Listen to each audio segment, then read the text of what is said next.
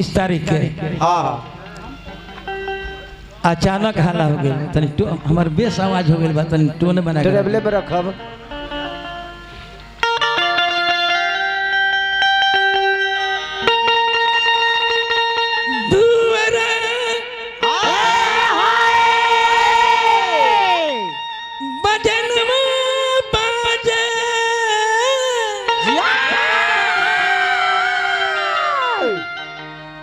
डोलिया कहरवा हो साजी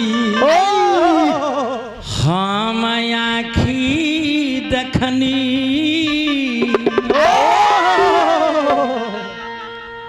30 तारीख के हम आखी दखनी कनिया न रोवे कहरिया रो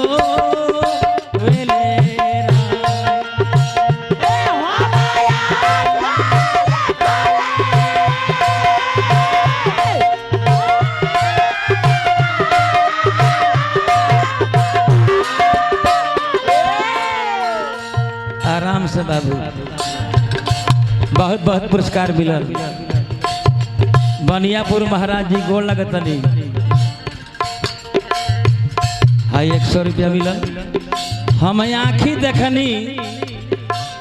कनिया न रोवे कहरिया रोवे ले हम आँखी देखनी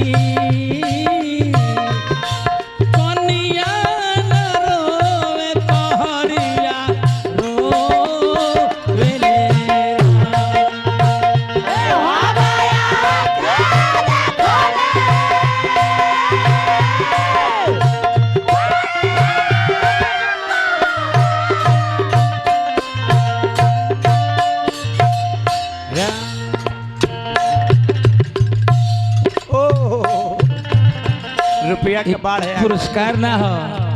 स्नेह प्रेम हो आशीर्वाद हो रुपया के वर्षा बरसता सुरेश बाबू बड़े भैया गार्जियन श्री सुरेश बाबू पूजनीय बाबा हमार महात्मा बा के दरवाजा पर सेवा करनी श्री आनंद दुबे जी पूजनीय महात्मा बाबा के शिष्य गोड़ लगत नहीं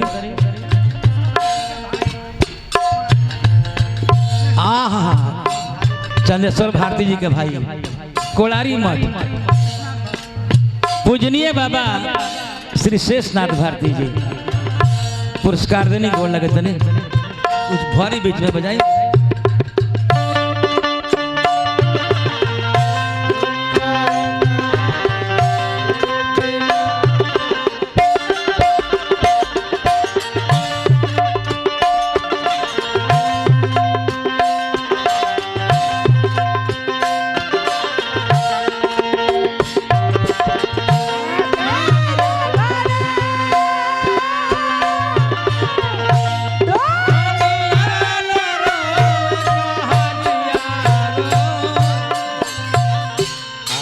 देखी हमारा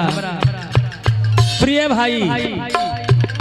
श्री सुदर्शन जादव जी हम सुदर्शन बाबूए कहले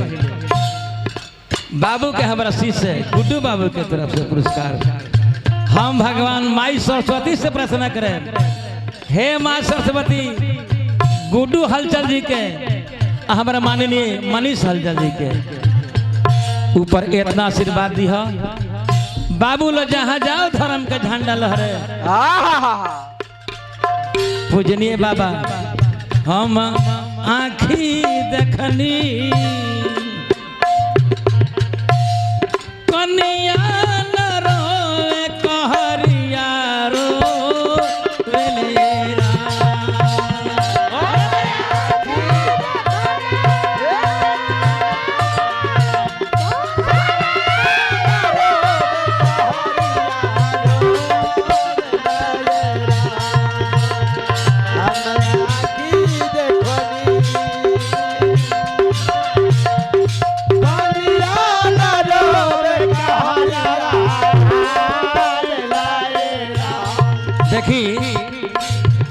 पूजनीय श्री सुनील बाबा ग्राम बिरवी बनियापुर सारण बिहार बहुत पुरस्कार देनी। हम पूरा ब्राह्मण परिवार के गोल लगत नहीं। बाबू मनीष हलचल जी बबुआ के तरफ से पुरस्कार आशीर्वाद रहे। सोरहो सिंगारवा कई के डोली में ओहरवा हो कई के सोरहो सिंगारवा कई के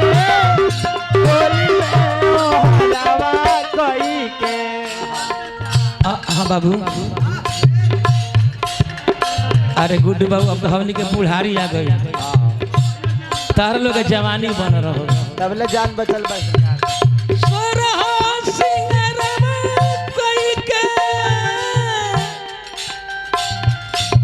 डोली में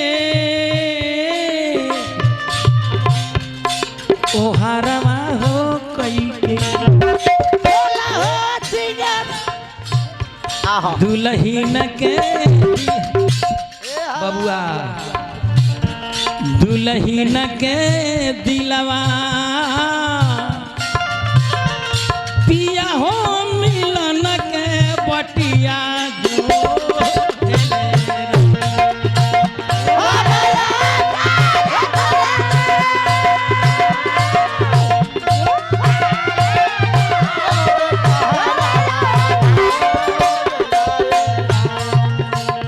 हम आँखी दखनी कनिया न रोवे कहरिया रोवे ले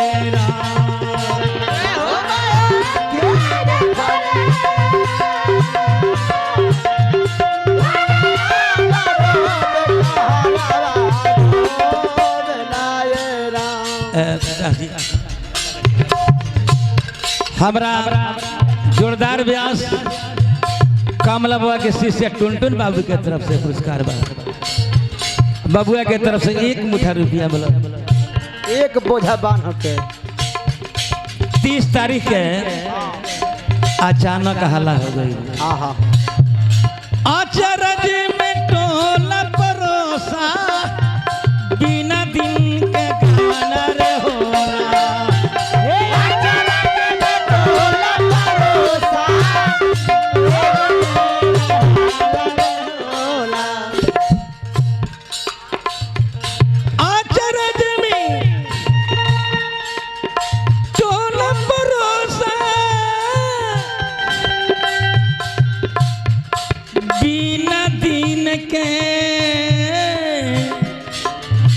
गवना रे होला। सुनील बाबा त्रिपुरारी उनका जय हो त्रिपुरारी उनका हियरा के हिया उनका सोवेले राम